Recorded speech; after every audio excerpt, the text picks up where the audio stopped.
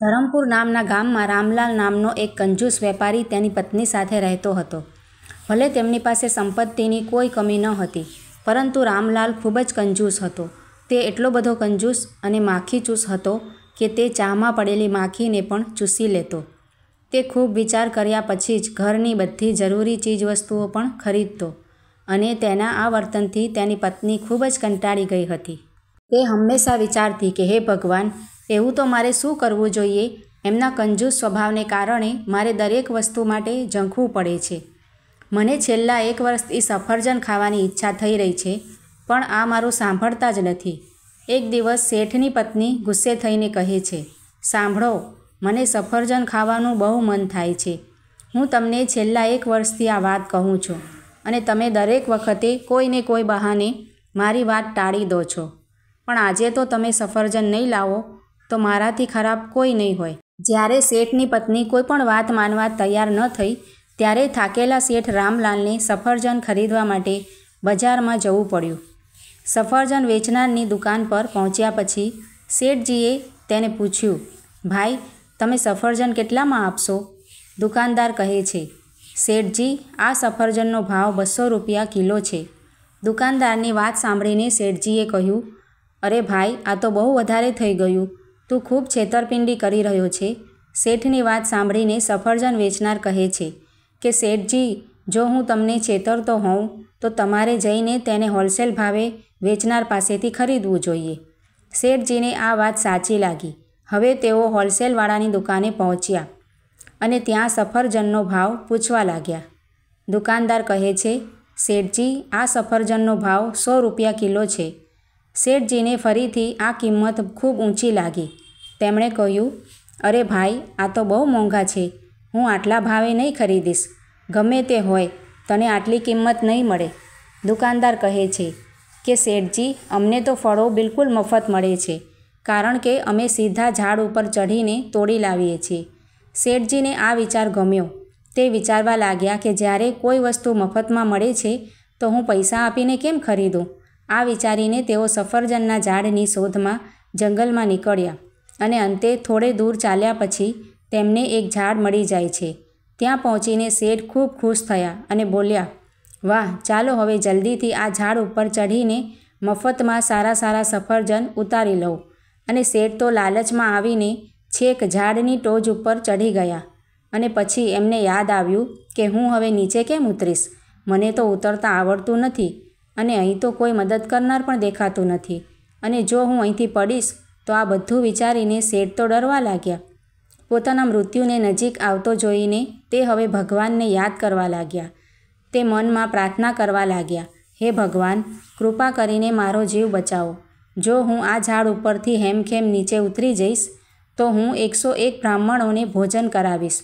કૃપા કરીને મને બચાવો પ્રભુ.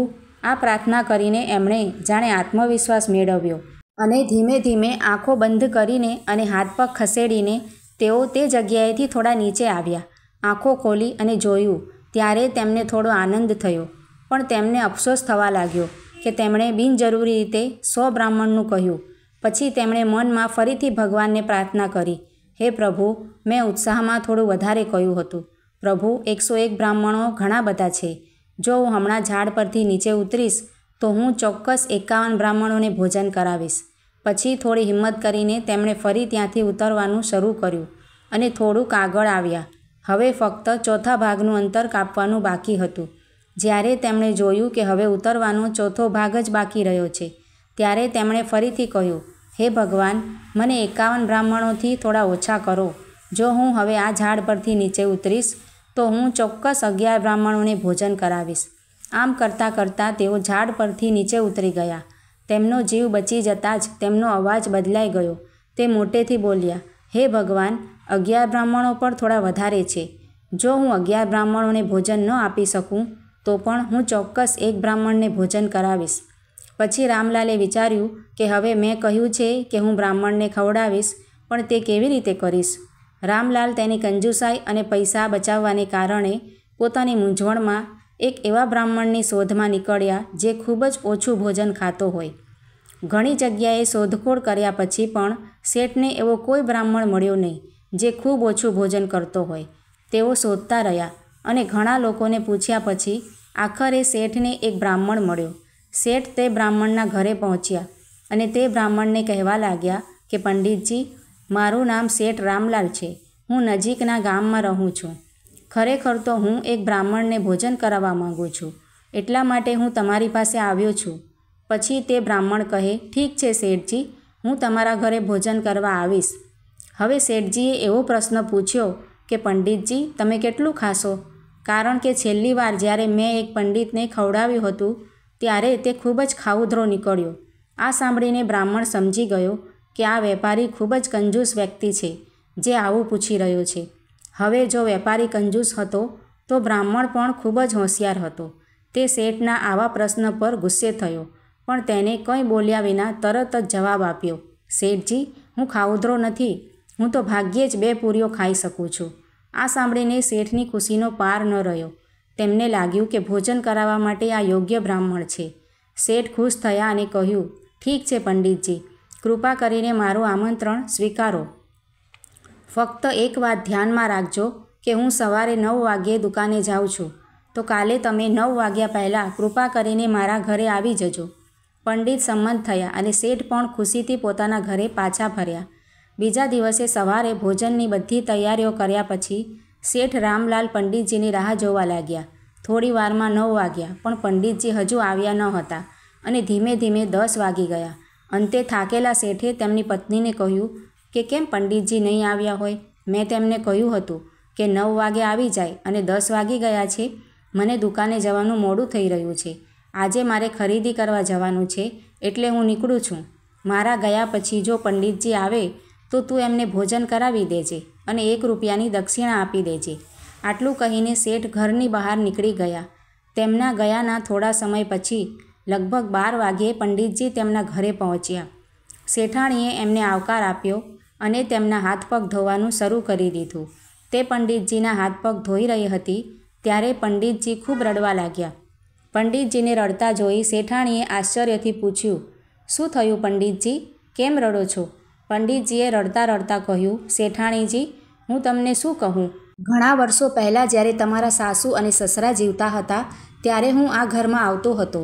મને હમણાં જ તમારી દેવી જેવી સાસુ યાદ આવી ગઈ. જ્યારે પણ તે મને જમવા માટે બોલાવતી ત્યારે તે મને હાથ પગ ધોતી વખતે 11,000 રૂપિયાની દક્ષિણા આપતી. આ સાંભળીને શેઠાણી તરત જ ભાવુક થઈ ગઈ અને બોલી, જો મારા સાસુ ન હોય તો શું થયું? પંડિતજી, હું તો છું ને. શેઠાણીએ તરત જ 11,000 રૂપિયા લાવીને પંડિતને આપ્યા. પંડિતજી ખૂબ ખુશ થયા. આ પછી શેઠાણીએ પંડિતને સ્વાદિષ્ટ ભોજન પીરસ્યું. પંડિતે પેટ ભરીને ખાધું અને ભોજન પૂરું કર્યા પછી તેમણે ફરી રડવાનું ચાલુ કર્યું. પંડિતજીને આ રીતે રડતા જોઈને શેઠાણી ચિંતિત થઈ ગયા. તેમણે ફરી પંડિતજીને પૂછ્યું, હવે શું થયું પંડિતજી? હવે કેમ રડો છો? શું ખોરાકમાં કંઈ ખામી હતી? પંડિતજીએ રડતા રડતા કહ્યું કે ના, એવું કંઈ નથી. શેઠાણીજી, મને ફરી એકવાર તમારી લક્ષ્મી સ્વરૂપ સાસુની યાદ આવી ગઈ. જ્યારે તે જીવતા હતા ત્યારે મને ખવડાવ્યા પછી પણ તે મને 21,000 રૂપિયાની દક્ષિણા આપતા અને લોટ અને ચોખાનું દાન પણ કરતા હતા. પણ એ બધી જૂની વાતો છે.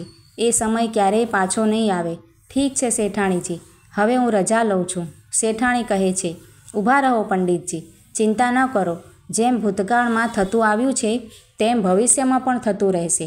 આટલું કહીને શેઠાણીએ તરત જ તિજોરીમાંથી 21,000 રૂપિયા કાઢ્યા અને દક્ષિણા તરીકે પંડિતને આપ્યા અને એક થેલીમાં લોટ, ચોખા, કઠોળ વગેરે બાંધીને પંડિતજીને આપ્યા. પંડિતજીએ પોતાનો સામાન લીધો અને ખુશીથી ઘરે જવા માટે નીકળ્યા. જ્યારે શેઠ રામલાલ રાત્રે ઘરે પાછા આવ્યા ત્યારે તેમણે તેમની પત્નીને પૂછ્યું, પંડિતજી ભોજન માટે આવ્યા હતા કે નહીં?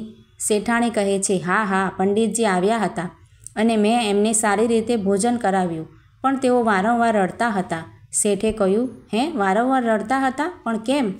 શેઠાણી બોલ્યા, તેઓએ કહ્યું કે હું તમારી સાસુના સમયમાં પણ તમારા ઘરે ભોજન માટે આવતો હતો, તેથી મને વારંવાર તમારી સાસુની યાદ આવી રહી છે. પણ મેં એમને જરાય બાની ગેરહાજરીનો અહેસાસ થવા દીધો નહીં અને તેમના ભોજનથી લઈને તેમના દાન સુધી બધું ખૂબ જ સારી રીતે કર્યું. આ સાંભળીને શેઠ ખૂબ જ આઘાત પામ્યા અને કહેવા લાગ્યા, દાન દક્ષિણા? અરે, કેવા પ્રકારની દાન દક્ષિણા? જ્યારે શેઠાણીએ શેઠને આખી રામ વાર્તા કહી ત્યારે રામલાલનું લોહી ગુસ્સાથી ઉકળી ઉઠ્યું. તેમણે ગુસ્સામાં કહ્યું, અરે ભાગ્યવાન, તે આ શું કર્યું? પંડિતને 32,000 રૂપિયાની દક્ષિણા આપી દીધી. આટલા પૈસાથી તો હું દુનિયાના બધા પંડિતોને ખવડાવી શક્યો હોત. હું એ પંડિતને છોડીશ નહીં. એણે મને છેતર્યો અને ચાલ્યો ગયો. શેઠે તરત જ પોતાની લાકડી ઉપાડી અને પંડિતના ઘર તરફ આગળ વધ્યા. બીજી બાજુ પંડિતજી પણ સજાગ અને તૈયાર બેઠા હતા. તે જાણતા હતા કે જ્યારે કંજૂસ વેપારીને આખી વાતની ખબર પડશે ત્યારે તે ભારે હોબાળો મચાવશે. એટલા માટે પંડિતે પંડિતેન સાથે મળીને બધી તૈયારીઓ કરી લીધી હતી. થોડી જ વારમાં શેઠ ગુસ્સામાં પંડિતના ઘરે પહોંચે છે અને દરવાજા પાસે આવે છે અને કહે છે, પંડિત, એ પંડિત, બહાર આવ. શેઠનો અવાજ સાંભળીને પંડિત જમીન પર સૂઈ જાય છે અને પંડિતની પત્ની તરત જ તેને સફેદ કપડાથી ઢાંકી દે છે અને રડવા લાગે છે. જ્યારે પંડિત લાંબા સમય સુધી બહાર નથી આવતો ત્યારે શેઠ ગુસ્સામાં ઘરની અંદર આવે છે. શેઠ અંદર આવતાની સાથે જ જુએ છે કે પંડિતેન રડી રહી છે અને કહી રહી છે કે હે ભગવાન, પંડિતજી હવે આપણને બધાને છોડીને ચાલ્યા ગયા છે. અમારું શું થશે? તમે અમને સાથે કેમ ન લઈ ગયા? આ જોઈને વેપારી કહેવા લાગે છે, અરે એમને શું થયું? પંડિતેન કહે છે કે ખબર નથી, પણ તેઓ સવારે સારા ભલા ઘરમાં બેઠા હતા અને બપોરે કોઈ દાનવીર શેઠના ઘરે ભોજન કરવા માટે ગયા હતા. શું ખબર તેમને ત્યાં કયું ઝેર ખવડાવ્યું હશે કે ત્યાંથી પાછા ફર્યા પછી તેઓ ઉલટી કરવા લાગ્યા અને આપણા પંડિતજી આપણને છોડીને ચાલ્યા ગયા. હવે હું એમના અંતિમ સંસ્કાર માટે પૈસા ક્યાંથી લાવીશ? ઘરમાં કંઈ નથી. હું શું કરીશ? હે ભગવાન! આ બધું જોઈને શેઠ ખૂબ જ ગભરાઈ ગયા. તે વિચારવા લાગ્યા, હે ભગવાન, આ પંડિત મારા ઘરેથી ભોજન કરીને પાછા ફર્યા હતા. જો ગામમાં આ સમાચાર ફેલાઈ જાય કે મેં તેને આપેલા ખોરાકને કારણે તેનું મૃત્યુ થયું છે તો મને જેલમાં મોકલી દેવામાં આવશે. હું તો ફસાઈ જઈશ. ડરથી વેપારીએ તરત જ પોતાના ખિસ્સામાંથી 51,000 રૂપિયા કાઢ્યા અને પંડિતેનને આપ્યા અને કહ્યું, આ લો, આ પૈસાનો ખર્ચ અંતિમ સંસ્કાર વહેલી તકે કરવા માટે કરો. અને હા, આ સિવાય હું ઘરે પહોંચ્યા પછી બીજી બધી જરૂરી વસ્તુઓ તમને મોકલીશ. તમારે બિલકુલ ચિંતા ન કરવી જોઈએ. આટલું કહીને રામલાલ તરત જ પોતાના ઘરે પાછા ગયા અને ઘરે પહોંચીને ડરના માર્યા તે અગ્નિ સંસ્કાર માટેનો સામાન અને 2 મહિનાનો રાશન પંડિતેનના ઘરે મોકલે છે. આ ઘટનાને 2 મહિના વીતી જાય છે. હવે તે શેઠજી દ્વારા આપવામાં આવેલ બધો રાશન પાણી પૂરું થઈ ગયું હતું.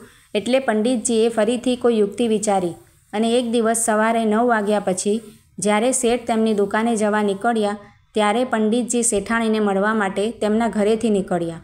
પંડિતજીએ 2 મહિનાથી દાઢી અને મૂછ મુંડાવી ન હતી. તેથી પંડિતજી લાંબી દાઢી સાથે શેઠાણીને ઘરે પહોંચ્યા. હવે પંડિતજી જેટલા હોશિયાર હતા, શેઠાણી એટલા જ ભોળા હતા. પંડિતજીને જોતાની સાથે જ શેઠાણી તો દંગ રહી ગયા અને વિચારવા લાગ્યા કે જરૂર પ્રભુએ પ્રસન્ન થઈને મને ફરી પંડિતજીને સેવા કરવાનો મોકો આપ્યો. એમણે તો સ્વાદિષ્ટ ભોજન બનાવી પંડિતજીને પેટ ભરીને ખવડાવ્યું અને સાથે જ અનાજ, લોટ તથા ઘણી બધી વસ્તુઓ દાન કરી. પંડિતજી તો ખુશ થઈ અને ઘરે જવા નીકળ્યા. ત્યાં અચાનક શેઠ કોઈ કામ માટે ઘરે આવ્યા અને જોયું કે તેમની પત્ની દરવાજા પર ઊભી હતી. તેમણે કહ્યું, અરે ભાગ્યવાન, શું વાત છે? તું અહીંયા કેમ ઊભી છે? કોઈ આવ્યું હતું? શેઠાણીએ કહ્યું કે હા, પંડિતજી સ્વર્ગમાંથી આવ્યા હતા અને કહેતા હતા કે પ્રભુએ પ્રસન્ન થઈને એમને આપણે ઘેર મોકલ્યા છે. શેઠાણીની વાત સાંભળીને શેઠ તો આઘાત પામ્યા અને પૂછ્યું, તે ફરી એ ઠગ પંડિતને કંઈ આપ્યું તો નથી ને? શેઠાણી બોલ્યા, મેં તો બસ એમને ભોજન કરાવ્યું અને 2-4 મહિના ચાલે એટલું અનાજ આપ્યું છે. હવે શેઠનો ચહેરો નિસ્તેજ થઈ ગયો. પોતાની મૂર્ખ પત્ની અને ચાલાક પંડિત પર ગુસ્સે થઈને તેઓ સીધા પંડિતના ઘરે ગયા. જ્યારે રામલાલ પંડિતજીના ઘરે પહોંચ્યા, પંડિતજી એમને દરવાજા પર મળ્યા. રામલાલ હાથ જોડીને તેમની માફી માંગવા લાગ્યા અને કહ્યું કે પંડિતજી, કૃપા કરીને મને માફ કરો. આજથી હું ક્યારેય એવા બ્રાહ્મણની શોધ કરીશ નહીં જે ઓછું ખાય અને મારા આ કંજૂસપણાને હંમેશા ભૂલીને કાયમ માટે છોડી દઈશ. હું સમજું છું કે તમે મને એ જ વાતની સજા આપી રહ્યા છો.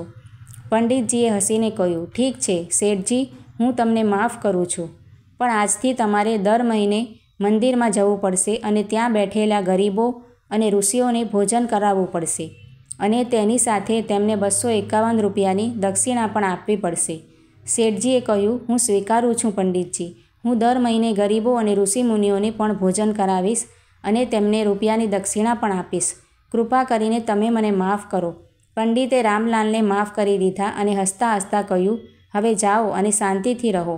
મિત્રો, આ વાર્તાનો સાર એ છે કે આપણે ક્યારેય કંજૂસ બનવું જોઈએ નહીં, અને રામલાલ જેટલા તો બિલકુલ નહીં. મિત્રો, આ વાર્તા તમને કેવી લાગી છે તે કમેન્ટ દ્વારા જરૂરથી જણાવજો, અને જો સારી લાગી હોય તો વિડીયોને લાઇક શેર કરીને આવી જ બીજી વાર્તાઓ જોવા માટે મારી આ ચેનલને સબસ્ક્રાઈબ જરૂરથી કરજો. વિડીયો જોવા માટે તમારા બધાનો ખૂબ ખૂબ આભાર માનું છું. Thank you.